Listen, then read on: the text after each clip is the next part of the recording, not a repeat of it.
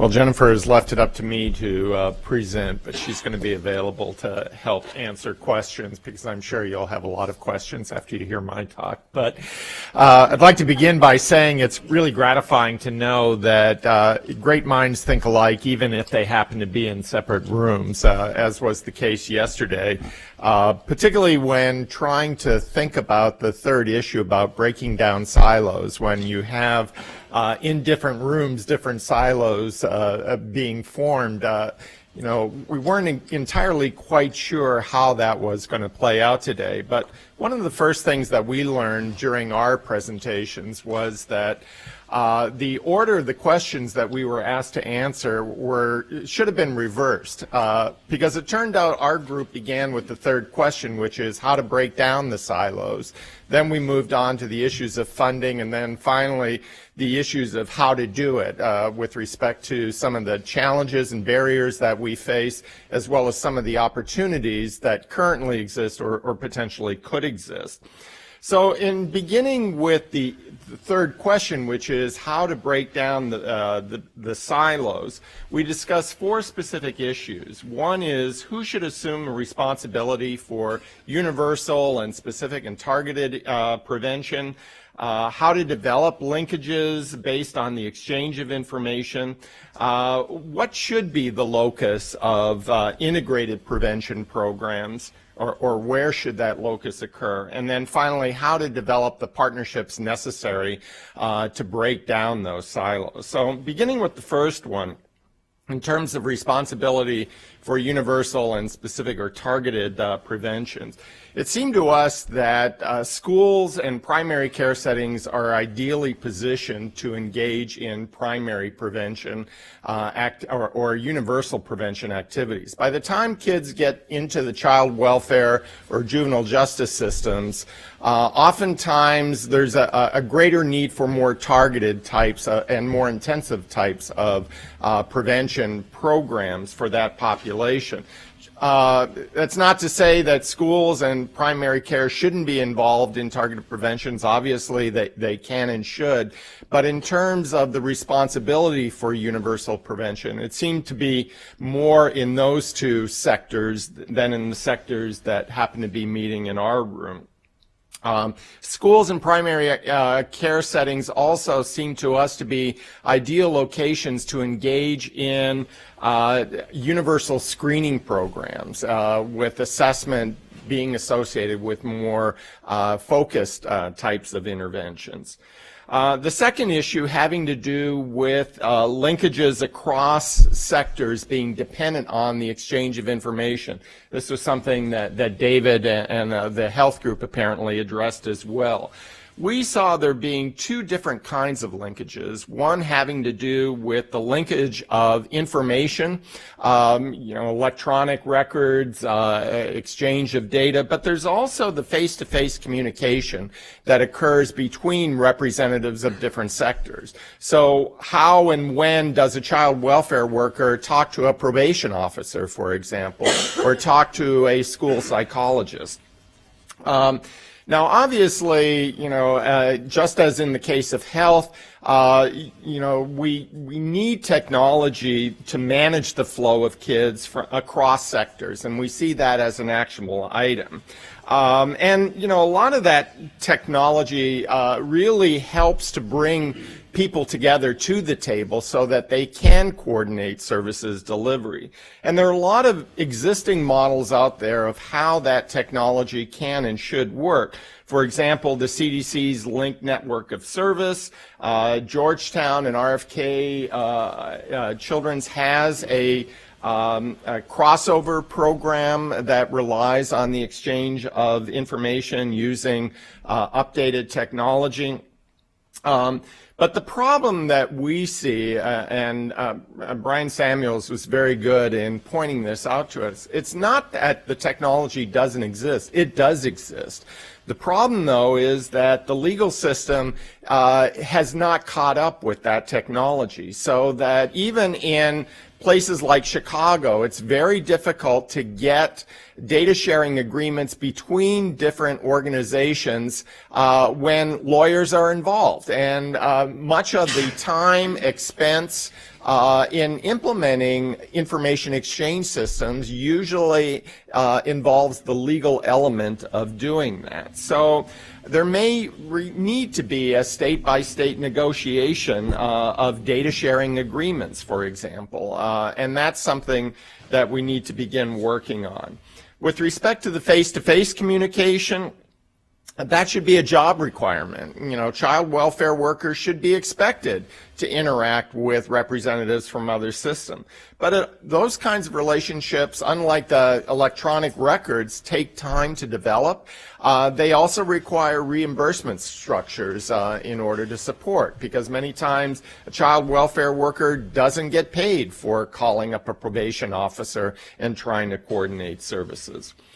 So the other element that came across, or a third element issue that came across with respect to breaking down silos, was where should the locus of prevention be? And our conclusion was it really needs to be with the community.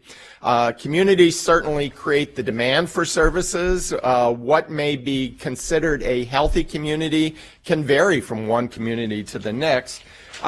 Communities also offer the potential of providing promising prevention programs and services. The lessons that they've learned trying to solve the problems on their own can and should be disseminated widely, because it's through that kind of exchange of information that we also build up the knowledge base of prevention as well. One of the issues that we discussed is the necessity of preparing communities to implement evidence-based prevention programs. And that should be a high priority. Now, that may mean developing and supporting community coalitions. It may mean assisting communities in contracting out specific services across the different sectors within a community so that there's no duplication of effort, which adds to the cost of implementing prevention programs. Our colleagues from SAMHSA encouraged us to think more about environmental strategies like those in the Drug-Free Communities program as a model for preparing and working with communities so that they become the focus of the prevention itself. Finally, we talked about partnership development, and we figured that there are at least 4 different kinds of partnerships that are required. The first being research practice partnerships, interagency partnerships, federal-local partnerships similar to the federal-state partnerships that are the basis for Medicaid programs, and then finally public-private partnerships. Each of those partnerships has a specific set of requirements, so that research practice partnerships, for example, require advocating for a new approach to doing prevention research. Interagency partnerships require the exchange of information and the linkages that I talked about earlier. The federal-local partnerships require an alignment of Medicaid demonstration authority with the waiver programs like Title IV-E that are available for child welfare and juvenile justice. And the public-private partnership, similar to the business model that David was describing earlier, require adopting what we call the venture capital model of prevention, and identifying what is the return on investment, and that's where the measurement becomes important as well. So in terms of the research practice partnerships, already programs like PCORI, NIH in general, have requirements for how these partnerships can and should be developed. We talked about NIMH's deployment-focused intervention development program, for example. But one of the key issues that any partnership with the community faces is the issue of trust and the long-term commitment required to build that trust. Now, sometimes that goes against academic expectations, where you've got 6 years if you're an assistant professor to gain tenure, and you can't really afford the time necessary to develop the trust and still publish and get grants simultaneously, which puts many researchers in a bind. On the other hand, there are ways of developing that trust. We talked about mixed methods, not only as a way of gaining knowledge about the problems that we face and the solutions to those problems, but it's also a way of engaging the community and engaging them in a way that they can more readily understand. The qualitative component requiring or demanding essentially more face-to-face interaction than simply handing out surveys and questionnaires or running RCTs. We talked about there being more of a focus on technical assistance and capacity building as components of research. Currently, it was estimated 40 to 60% of the cost of prevention programs goes into infrastructure development. Much of it involves building capacity and infrastructure, and that includes selecting an evidence-based program, training people to implement it, and staffing that program as well. Engaging researchers with organizations requires a different skill set than those involved in engaging with clients. And perhaps our training programs and academic institutions should pay more attention on developing those skills. What are the social skills necessary to work effectively with communities in a way that engenders that sense of trust? And then another way of building trust was sort of highlighted in Charles Collins' presentation from the CDC about supporting research on the effectiveness of locally developed interventions. He said that 20% of their budget was committed to evaluating whether local initiatives work or not. And certainly, putting them on more of a level playing field in terms of the ownership of evidence-based practices is certainly an important way of developing that trust. With respect to the funding of prevention programs, again, we talked about waivers, aligning Medicaid demonstration authority with child welfare and juvenile justice. Right now, they don't align very well. For example, juvenile justice kids are ineligible for Medicaid because of their criminal involvement.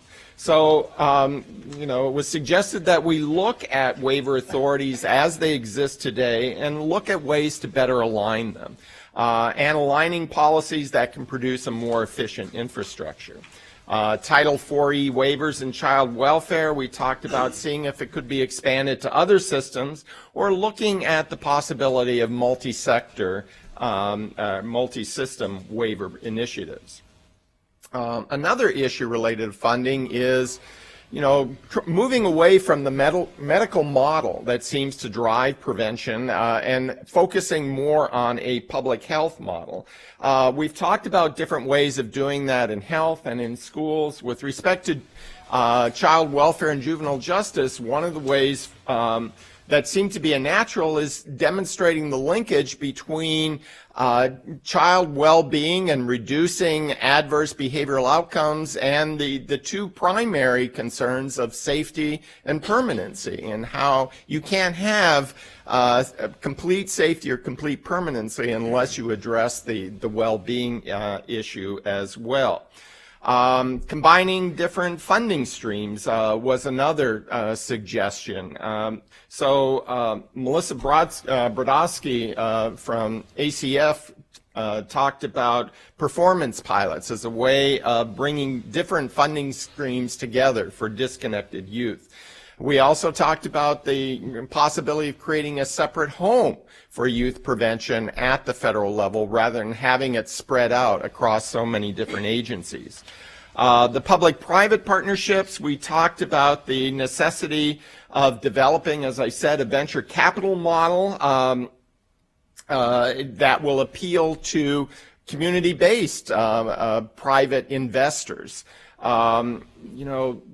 We had a presentation yesterday from about the U.S. Preventive Services Task Force and how many of the interventions that were highlighted in the last IOM report have been labeled as incomplete, given the dreaded I rating.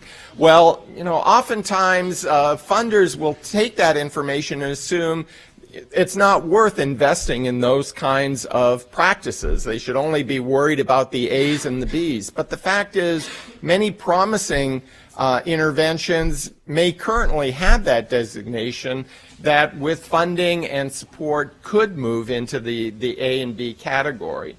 Similarly, the local interventions supported by programs like the CDC is another way of engendering that public-private partnership. But a venture capital model, however, requires measurement of the return on investment, and that gets to what David was talking about earlier. How do you measure what does not happen? It's a lot easier to measure short-term outcomes than it is to measure long-term outcomes. But in either case, that measurement should focus on return on investment. So, for example, in the adult world, there are a lot of quality of life, quality of well-being measures that give you a dollar value to the benefits of engaging in a certain prevention intervention. Quality adjusted life years, for example, is a component of the QWB scale. But there is no comparable scale for children and for youth prevention. And maybe that's what we should be focusing on developing. That could be a potentially actionable item. NIDA, which funds the Community Youth Development Study, has shown that you get a return of $5 for every dollar that you invest on youth prevention. That's an example of how you begin to communicate in a way that capitalizes begins to bring in investment capital for prevention programs. The final thing that I wanted to say, and that was suggested by our group, is the fact there is already a number of existing efforts out there. We heard a lot about them yesterday in the presentations that were given. We really need to do a better job of acknowledging those efforts and disseminating them. And, as Kimberly mentioned, not just what works, but what doesn't work needs to be communicated to a much broader audience as well. So that pretty much covers what we talked about yesterday.